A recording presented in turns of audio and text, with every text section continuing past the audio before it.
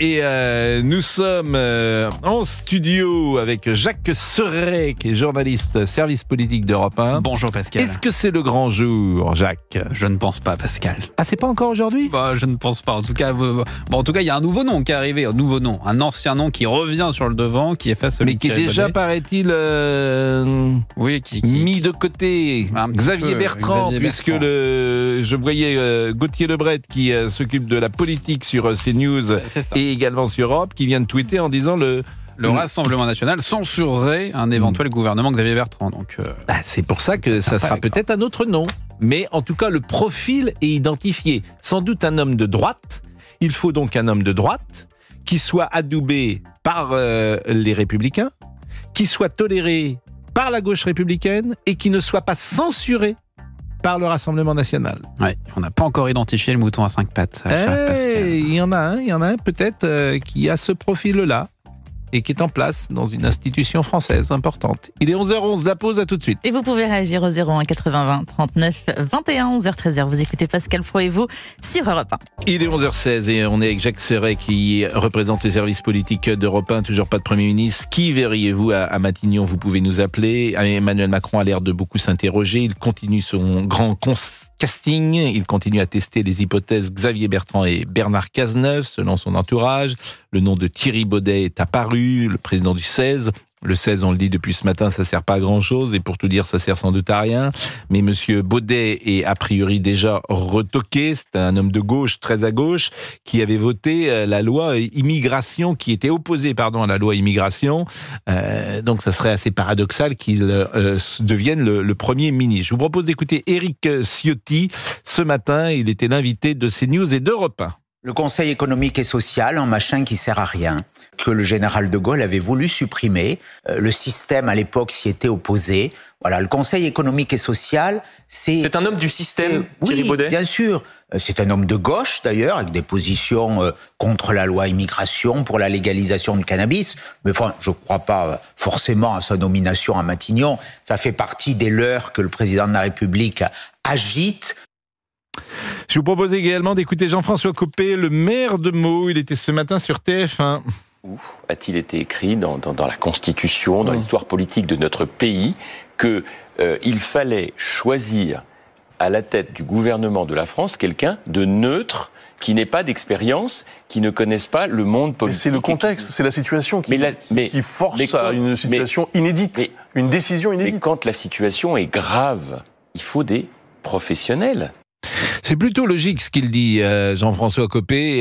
Jacques Serret, est-ce qu'on peut, à 11h18, d'abord parler de Xavier Bertrand, puisque c'était le nom qui sortait ce matin ?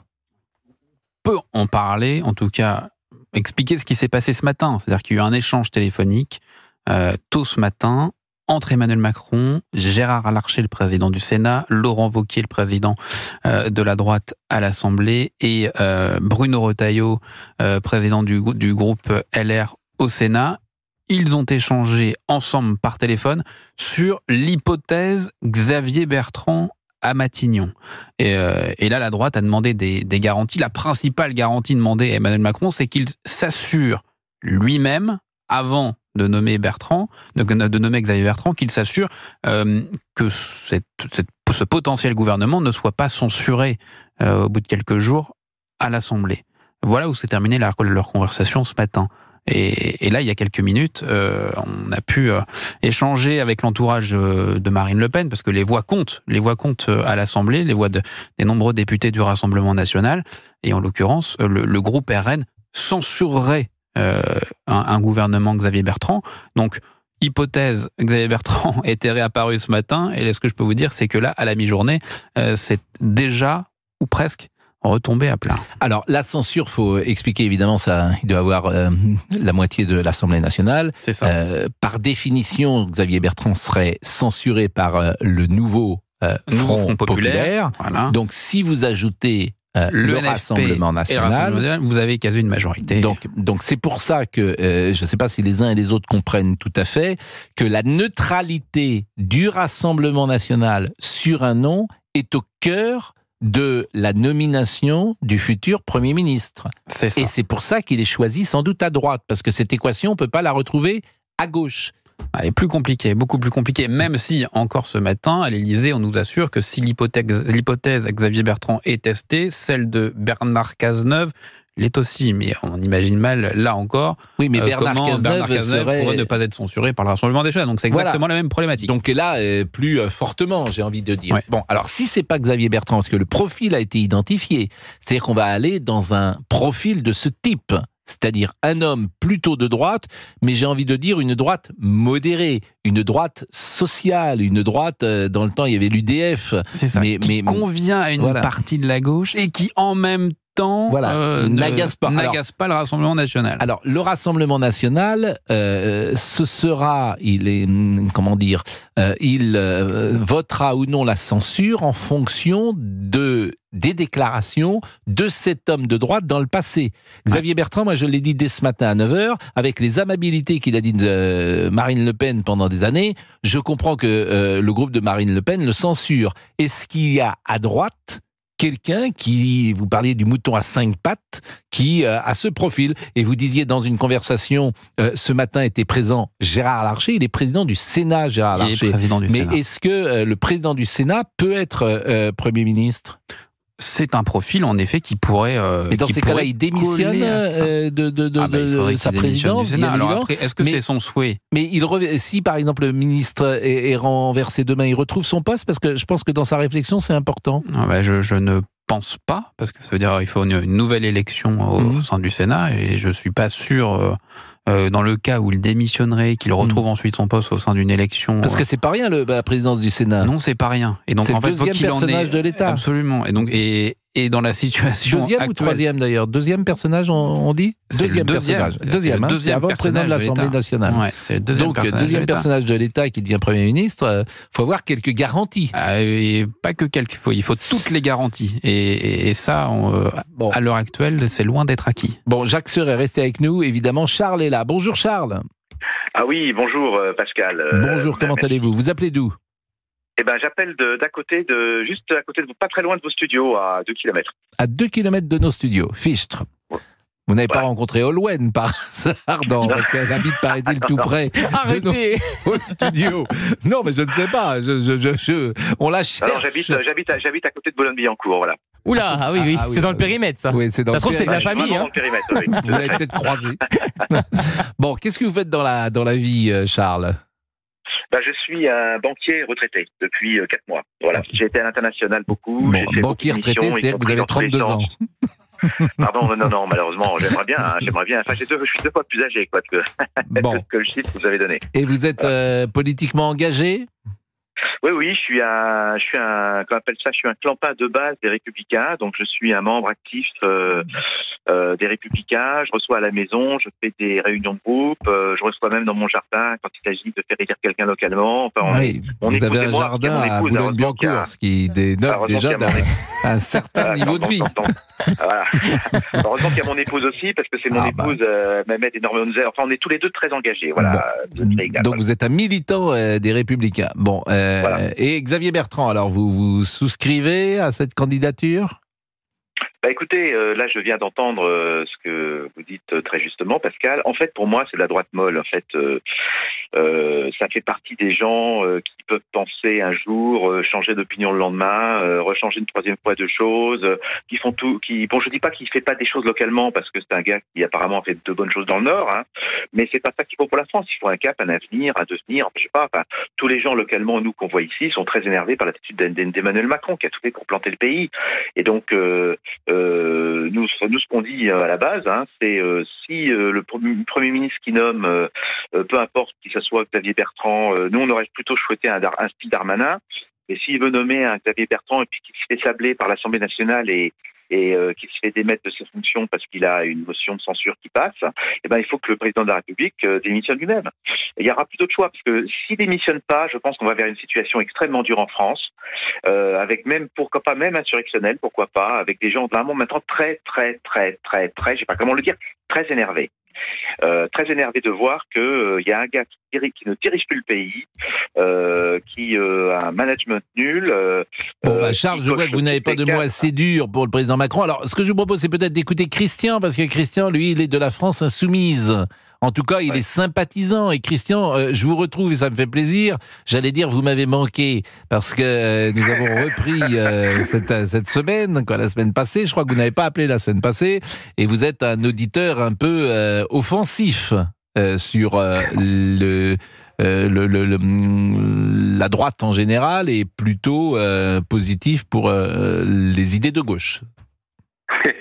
Non, je suis factuel, c'est-à-dire je suis pour les bonnes idées qui servent à l'ensemble du peuple. Mais elles sont souvent de gauche, les bonnes idées pour vous. Mais et pourquoi voilà, pas? c'est nous qui avons les meilleures idées. Hein, mais bien sûr, ça, on l'a vu dans l'histoire, hein, bien sûr, on l'a vu.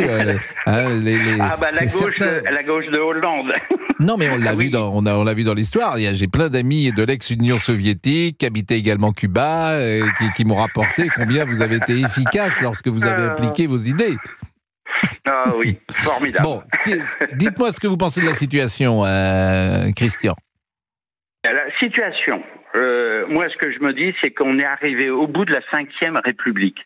Parce que, alors vous allez me dire, mais ça n'a rien à voir. Mais si, là pour l'instant, le président, il a tous les pouvoirs. Il peut nommer un Premier ministre quand il aura envie. Il peut faire ce qu'il veut, même s'il n'a pas la majorité. Il faisait déjà avant du 49-3. Donc, on est au bout du bout. C'est-à-dire il va falloir être réaliste aujourd'hui. On a, comme je dirais, le pouvoir rend fou. Mais le fou ne veut pas rendre le pouvoir. Non, on tourne en rond. On pourra nommer n'importe qui. On est dans un imbroglio aujourd'hui politique. Et donc, ce que je me dis, c'est que on a des élections qui ont montré une avance pour le nouveau Front populaire. Les gens ont voté pour les idées du programme qui étaient dans le programme. Donc aujourd'hui, pourquoi on ne veut pas et même parce qu'il serait censuré immédiatement. Mais on en parle tout de suite après 11h27. Le problème, et vous le savez, Lucie Castet, elle est demain Première ministre, après-demain, elle est censurée. C'est tout, c'est aussi simple que ça. Et ça, c'est une règle arithmétique. En revanche, vous pourriez dire que Emmanuel Macron aurait dû crever l'abcès, si j'ose dire, en faisant ce scénario. C'était possible. Mais évidemment, il n'y a pas de majorité pour Madame Castet. Autrement, d'ailleurs, elle serait Première ministre. Et autrement, il n'y aurait pas Xavier Bertrand, puisque, par définition, il serait censuré immédiatement. 11h27, nous revenons dans une seconde. Et comme Christian, vous pouvez réagir au 01 80 20 39 21. Belle matinée avec Pascal Fraud, de 11h à 13h sur Europe 1. De toutes les histoires judiciaires qu'on a traitées depuis de nombreuses années, le procès des viols de Mazan et cette épouse droguée par son mari et abusée par une cinquantaine d'hommes est absolument sidérante, effrayante. Et on touche le tréfonds de l'âme humaine et on est tous démunis pour chercher les clés de compréhension. Et on en parlera évidemment tout à l'heure. Christian de la France Insoumise. Oui. Christian, je vous disais, moi j'essaye toujours d'être de bonne foi. On n'est peut-être pas d'accord sur tout, mais de bonne foi. Pourquoi nommer Lucie Castet puisqu'elle serait censurée demain matin? Ça n'a pas de sens. Alors, pourquoi nommer Xavier Bertrand? Alors, dites-moi, pourquoi nommer Xavier Bertrand, vu que c'est pareil, on aura la même solution? Non, parce qu'il ne sera pas censuré. D'abord, non, pour une raison simple, c'est qu'il ne sera pas nommé précisément, puisque qu'est-ce que fait le président de la République? Le président de la République, et ça, Jacques Serret, je pense que le public s'en doute, mais il ne le sait pas complètement. C'est-à-dire qu'il passe, j'imagine, il prend son téléphone et il appelle je ne sais qui du Rassemblement National pour savoir quelle est votre position avec Xavier Bertrand. Est-ce que ce que je dis est juste ou pas? C'est prévu. En tout cas, c'est prévu qu'il appelle cet après-midi du côté du Rassemblement National pour connaître la position du Rassemblement National qu'on connaît déjà au sujet de Xavier Bertrand. Donc, en fait, un Premier ministre de droite modéré ne serait pas censuré, Christian. Et il ne serait pas censuré, il serait censuré par le nouveau Front populaire, mais il ne serait pas censuré par le Bloc central et par les LR, pas censuré par le Rassemblement national, donc tu as possibilité de dégager une majorité relative et de voter un budget. Et ça, alors, excusez-moi, mais le RN s'est positionné sur le nom... Je pense que non, ils ne seront pas pour, mais ils ne censureront pas. Ils s'abstiendront. Xavier Bertrand, il censure. Après, Xavier Bertrand, il censure, mais si c'est par exemple une autre personnalité, on a parlé de Gérard Larcher de ça, en fait, le Rassemblement national censurera en fonction de l'attitude de dirigeants depuis des années vis-à-vis du Rassemblement national et de ses dirigeants. C'est aussi simple que ça, Christian. Ben oui, moi, ça vous laisse perplexe. Je suis pas sûr. Ah oui, alors. Ben oui, mais c'est de la politique. Qu'est-ce que vous voulez? C'est de la politique. Ah, c'est de la politique, ça. Ah oui, c'est de la politique. D'accord. C'est de la politique. Alors donc il va. Alors Xavier Bertrand sera pas censuré par le RN. Donc je vous dis, il sera censuré par le RN puisque depuis des années il tire à boulet rouge sur le RN. Donc ce ne sera sans doute pas Xavier Bertrand. Ah, ça ne fera pas. C'est bien ce que je disais. C'est ce que nous disons tous les deux. Donc, mais non. Vous disiez que Xavier Bertrand allait être Premier ministre. Mais non, on s'est mal compris. Mais le RN aurait changé. Non, on s'est mal compris, peu importe. Mais en tout cas, par exemple, l'hypothèse d'un profil de droite, modéré. Alors, je prends Monsieur Larcher, mais ça peut être un autre. Wauquiez. Ah non, Wauquiez, c'est pas vraiment la droite. Non, parce que c'est pas la droite modérée. Wauquiez. Vous voyez bien que la droite, elle est morcelée. Mais je suis elle est morcelée. Mais tout est morcelé. Allez nommer quelqu'un qui est qui n'a même pas qui a plutôt une minorité va être illogique. Christian, il n'y a pas de bonne solution après le résultat des urnes. Alors qu'est-ce qu'il faut faire? D'après vous, qu'est-ce qu'il faut faire? Alors qu'est-ce qu'il faut faire? C'est très simple. Ou le président démissionne et il ne démissionnera pas. Ou alors vous cherchez une possibilité d'avoir une majorité relative sans censure pour voter le budget. Est-ce que ça vous va, ça? Non, pas du tout. Pas du tout. Pourquoi ça vous va pas? Non, parce que si vous voulez comprendre un petit peu les gens qui ont voté pour le nouveau Front populaire, c'est pour appliquer un programme qui était factuel, c'est-à-dire l'augmentation. Vous avez la tête dure, il sera censuré, vous dis-je. Alors que moi, je vous propose une solution, il n'y a pas de motion de censure qui passe. Mais il n'y a pas de solution, c'est pas de la solution que le peuple veut. Qu'est-ce qu'il va mettre en place? La gauche, elle pèse 28%, alors arrêtez, le peuple, il veut pas non plus de la gauche. Elle pèse 28%, la gauche n'a jamais été aussi faible en France depuis une éternité. Arrêtez aussi de dire des choses auxquelles vous croyez. Ce que vous dites n'est pas vrai. C'est-à-dire que le Rassemblement national a fait 11 millions de voix, plus que le nouveau Front populaire. Je n'y peux rien.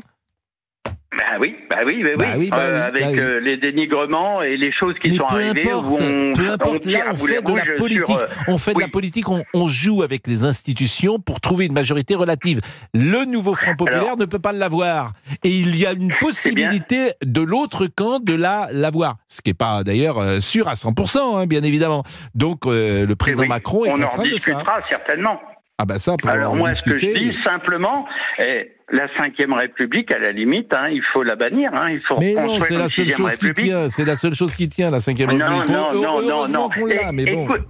Écoutez-moi, un président, pour l'instant, il fait n'importe quoi, là. Mais le président, c'est le marionnettiste. N'oubliez pas, Christian. Et le président, voilà ce qu'il dit en ce moment. Voilà ce qu'il chante à l'Élysée. Le président, voilà ce qu'il imagine. Mais...